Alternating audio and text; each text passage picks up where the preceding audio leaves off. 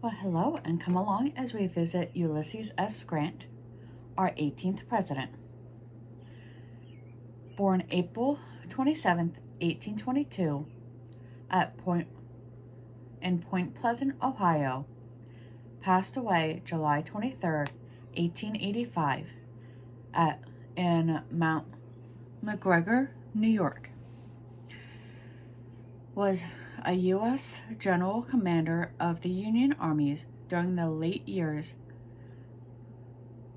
from 1864 to 1865 of the American Civil War, the 18th President of the United States from 1869 to 1877. Grant was the son of Jesse Root Grant, a tanner, and Hannah Simpson, and grew up in Georgetown, Ohio. Destined the work around the family tannery, Ulysses instead performed his share of chores on the farmland owned by his father and developed considerable skill in handling horses. In 1839, Jesse secured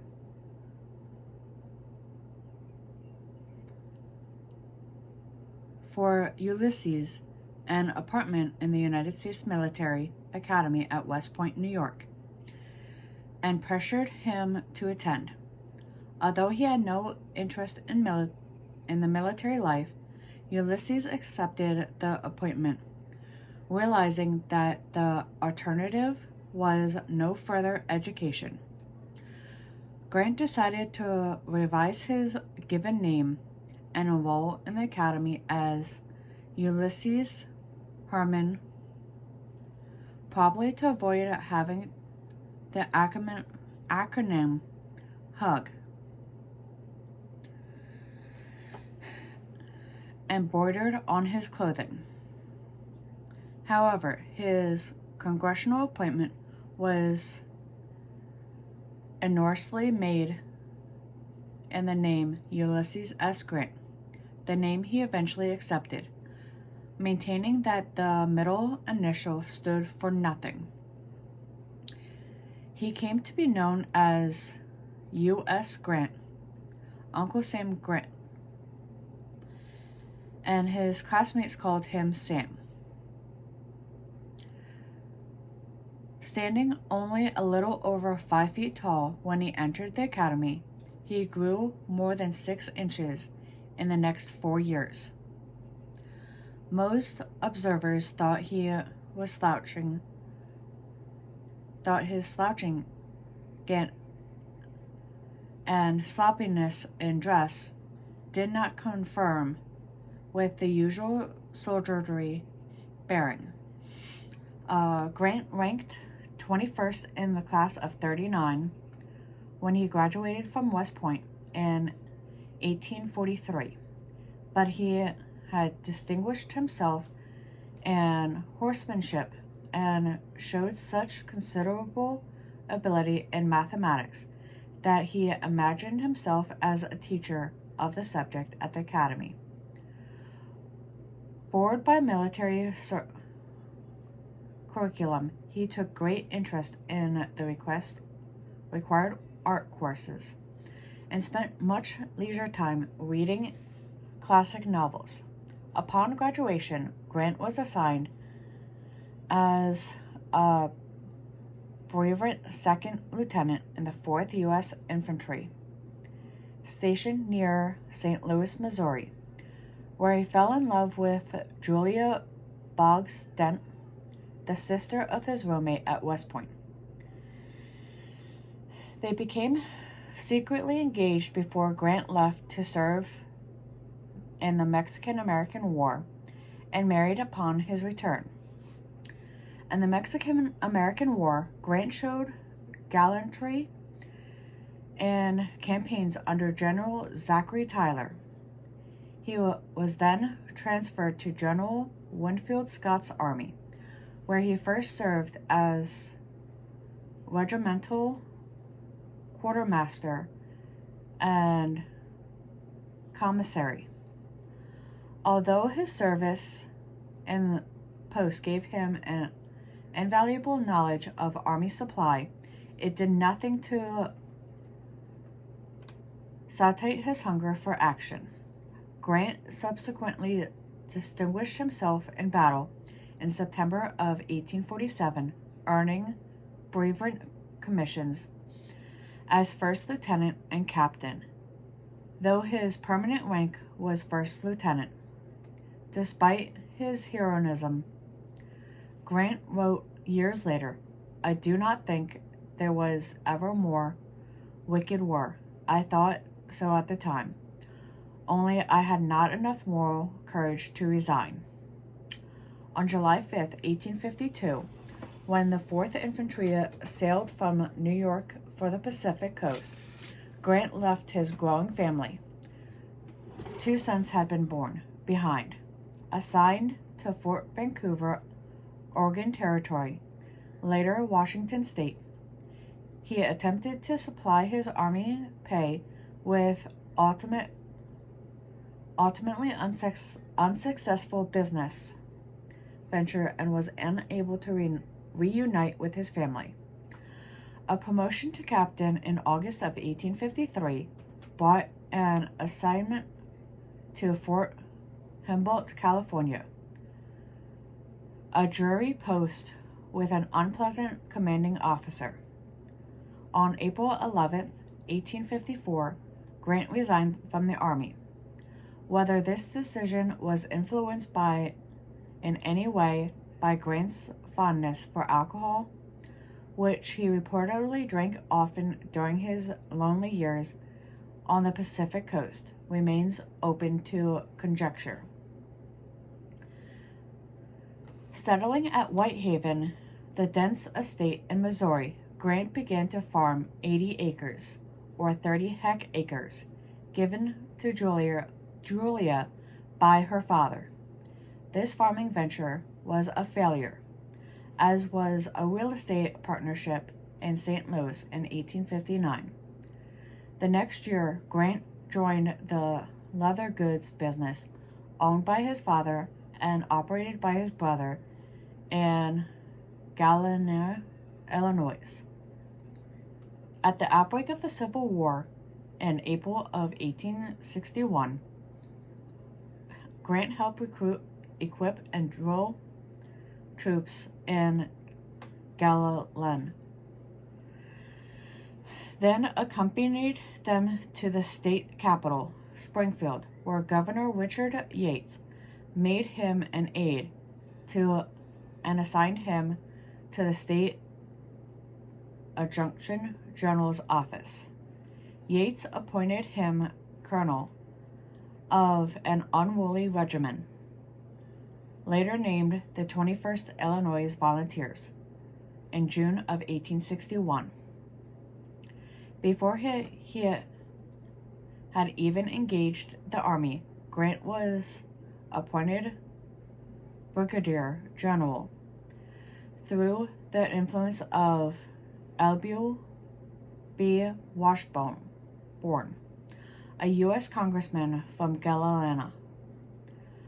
On learning this news and recalling his son's previous failures, his father said, "Be careful, Ulysses. You are a general now. It's a good job. Don't lose it." To the country, Grant soon gained command of the District of Southeast Missouri, Missouri headquarters at Cairo, Illinois. In January of 1862, dissatisfied with the use of his force for defensive and diversionary purposes, Grant received permission from General Henry Wagner Halleck to begin an offensive campaign. On February 16th, he won the first major Union victory of the war when Fort Donelson on the Cumberland River in Tennessee surrendered with about 15,000 troops. When the garrison's commander, General Simon B. Buckner, requested his Union counterparts terms for surrender, Grant replied, "No terms except unconditional surrender can be accepted. I promise to move immediately upon your work." For many, from that point on, Grant's initials would stand for unconditional surrender. Prompting to Major General, Grant replied, an unexpected Confederate attack on April 6th and 7th at Shiloh Church near Pittsburgh Landing, Tennessee.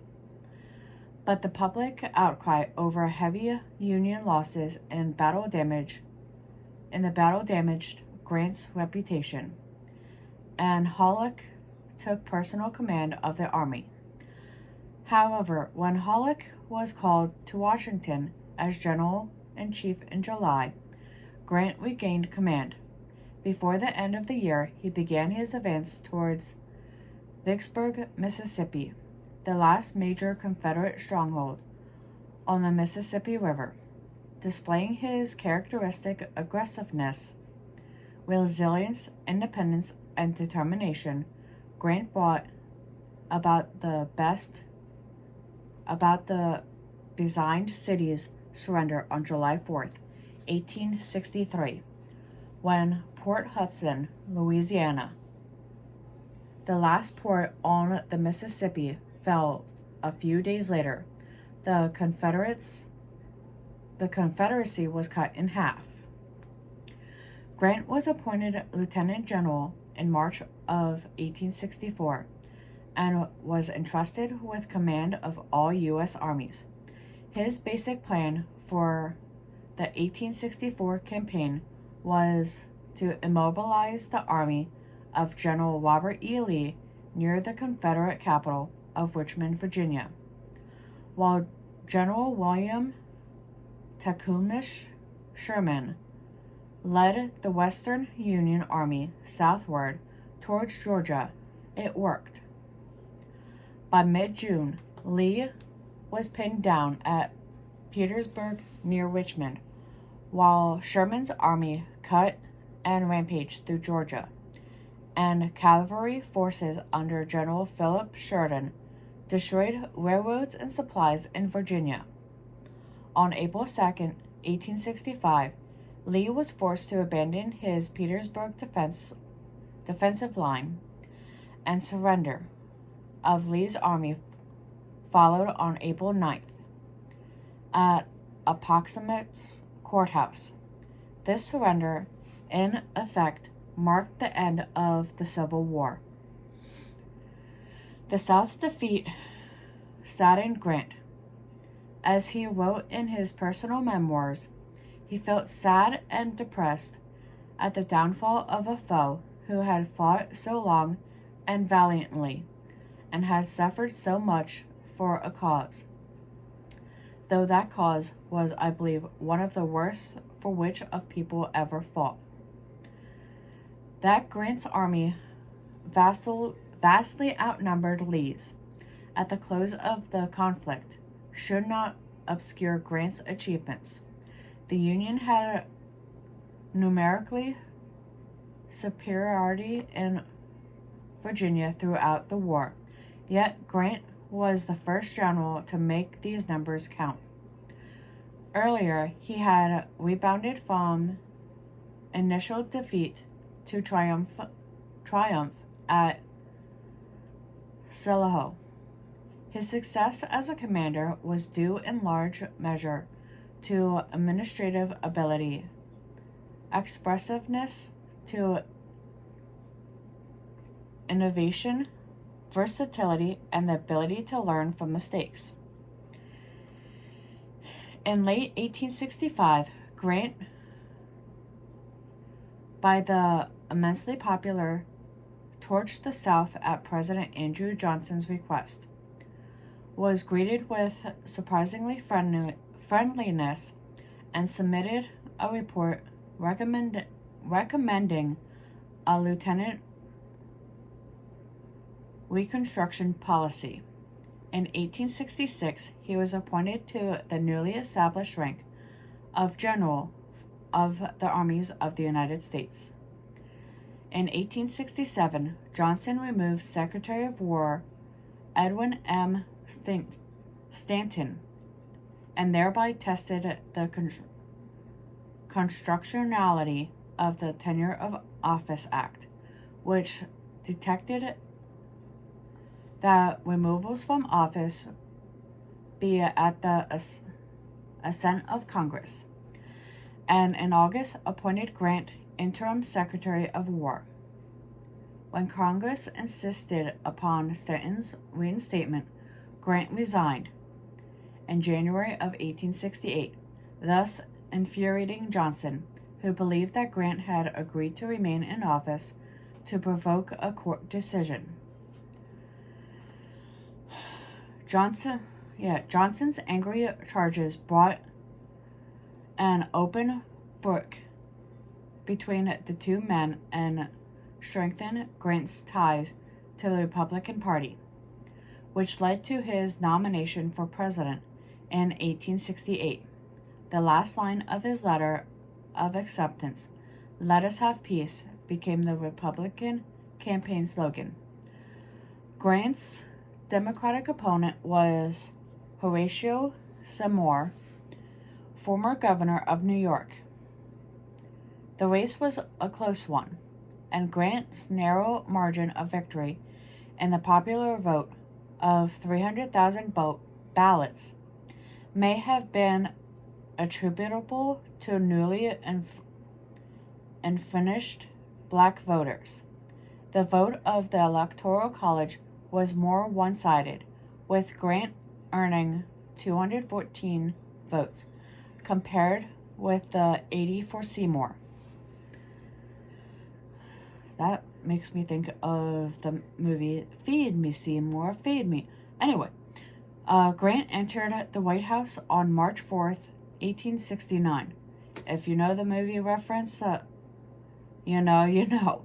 Anyway, Grant entered the White House on March 4th, 1869, politically inexperienced at the age of 46, the youngest man heretofore elected president. His appointments to office were uneven in quality but sometimes refreshing.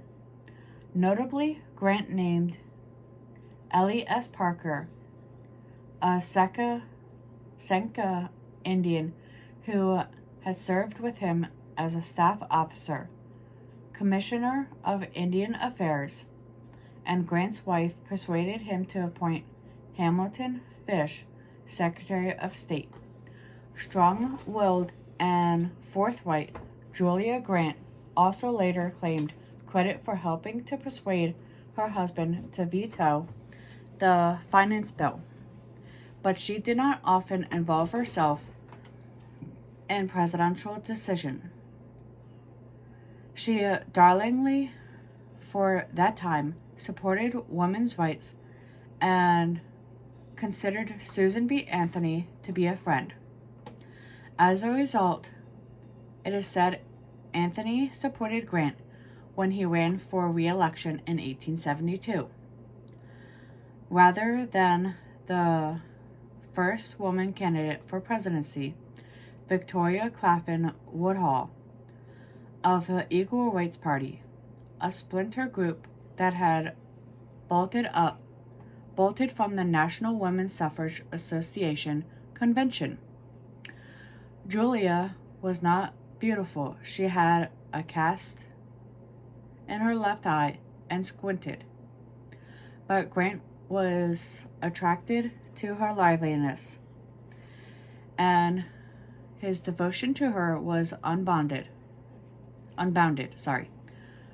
Photography was just becoming part of the political scene when Julia rose to prominence as First Lady, and self-conscious about her looks, she contemplated having surgery to correct her eyes.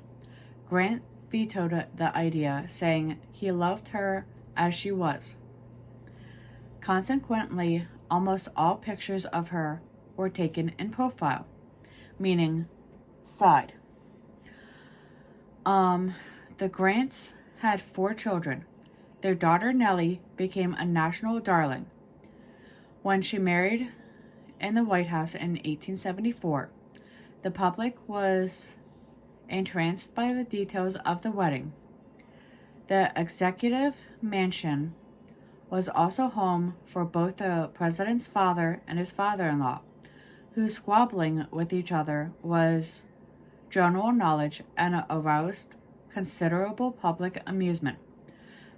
Because the Golden Age was at hand, Americans did not seem to mind that the Grants enjoyed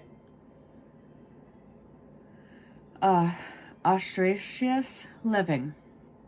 They redecorated the White House lavishly and entertained accordingly, with state dinners sometimes consisting of 29 courses, completed by 9 French wives. Dang. You could have 29 courses. Huh. I'm used to like 3 or 4 course meals. Anyway, off topic. On March 18th, 1869, Grant signed his first law, pleading to redeem in gold the greenback currency issued during the Civil War, thus placing himself with the financial conservatives of the day. He appointed his first civil service commission, but after initially backing its recommendation, he abandoned his support for the group when faced with congressional instructions. Grant was more persistent but equally unsuccessful when the Senate narrowly rejected a treaty of annexation with the Dominican Republic, which Grant had been persuaded would be a strategic importance to building of a canal connecting the Atlantic and Pacific Oceans. His negotiation of Washington provided for the settlement by an international tribunal of American claims against Great Britain, arising from the wartime activities of the British-built Confederate raider in Alabama. Wholesale had violated Britain's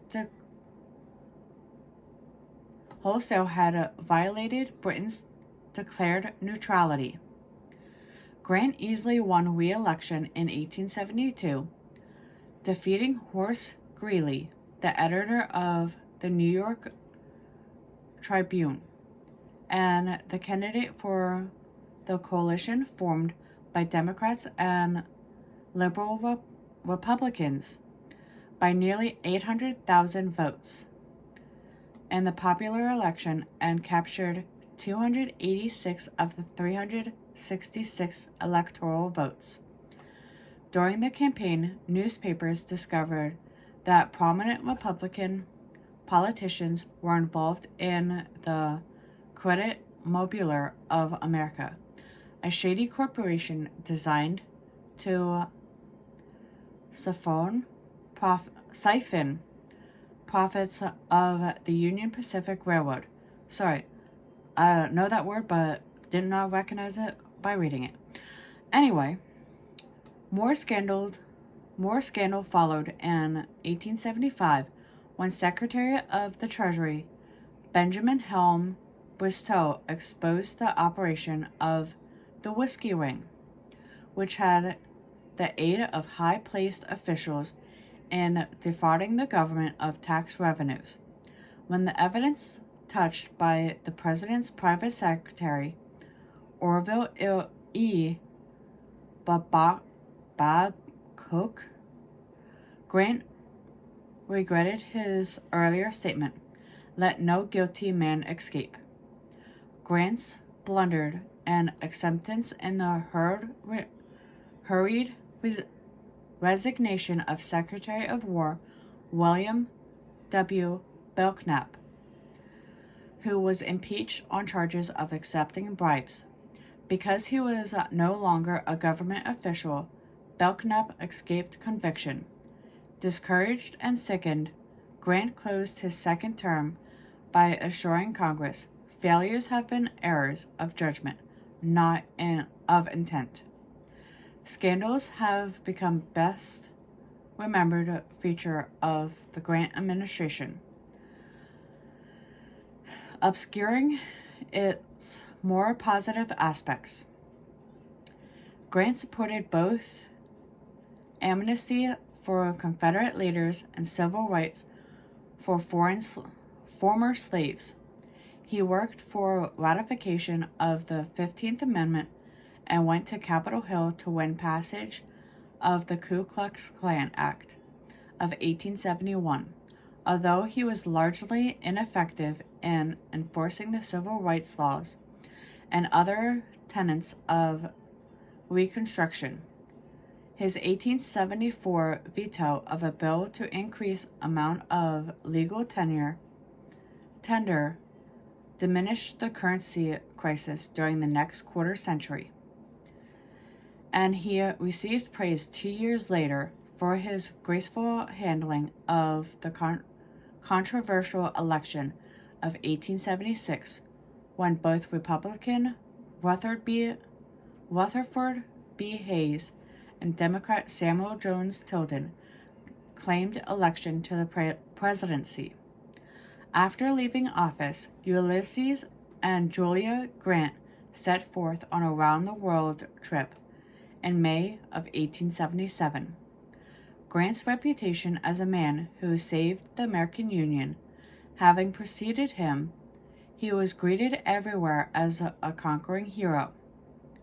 In Great Britain, he and his wife were feted by Queen Victoria at Windsor Castle. They also met Benjamin Disraeli. In Germany, they were greeted by Otto von Bismarck, and in Japan, they shook hands with the Emperor. Americans were delighted with these reports from overseas. The Grants themselves were left pondering their good fortune. In 1879, Grant found that a faction of Republican Party was eager to nominate him for a third term. Although he did nothing to encourage support, he received more than 300 votes in each of the 36 ballots of the 1880 convention, which finally nominated James A. Garfield. In 1881, Grant bought a house in New York City and began to take an interest in the investment firm of Grant and Ward, in which his son, Ulysses Jr., was a partner.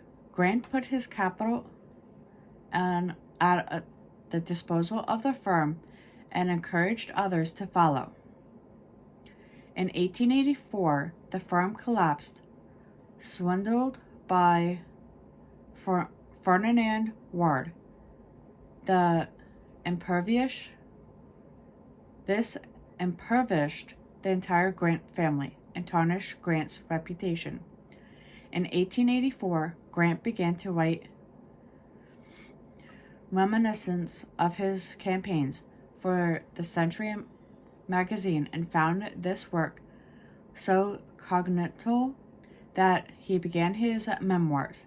Despite excruciating throat pain, later diagnosed as cancer, he signed a contract with his friend, Mark Twain, to publish the memoirs and resolved grimly to complete them before he died.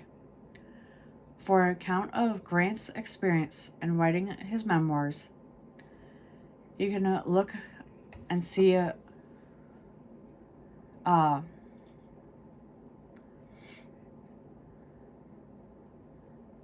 on, I want to say, I forget where I found this information, but there's a sidebar part that goes on in translating thoughts into action, Grant's personal memoirs. I'm sure you can find that in any library.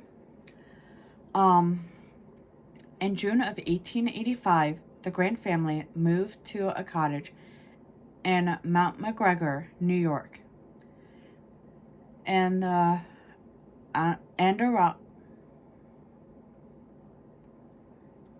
Adirondack Mountains, and a month later, Grant died there. A funeral cortege 7 miles long accompanied his coffin to a temporary vault in New York City's Riverside Park. In 1897, on the 75th anniversary of his birth, his remains were removed to a magnificent neoclassical granite tomb at Riverside Drive on Morningside Heights in Montana. The project, supervised by the Grant Monument Association, was paid for by almost 100,000 contributions. 1 million people turned out for the dedication proceeding, with President William McKinley among the distinguishers in attendance. Grant's tomb, designed by architect John Ducan, is one of the largest mausoleums in the world, 150 feet or 45 meters high, with a dome rotunda and allegorical relief figures represented episodes of Grant's life. 2 figures representing victory and peace support the granite block containing Grant's Astafa, his own words, "Let us have peace." The center crypt contains 2 sarcophagi. Julia Grant, who lived until 1902, was interred beside her husband, as they had planned. It was said that the idea of a single burial place for both of them stemmed from Grant's visit to the tomb of Ferdinand and Isabella in Spain. Grant completed his memoirs shortly before his death, written with modesty and restraint, exhibiting equanimity, candor, and surprisingly good sense of humor. They retain high rank among military autobiographies. And with that, I will see you guys in the next one.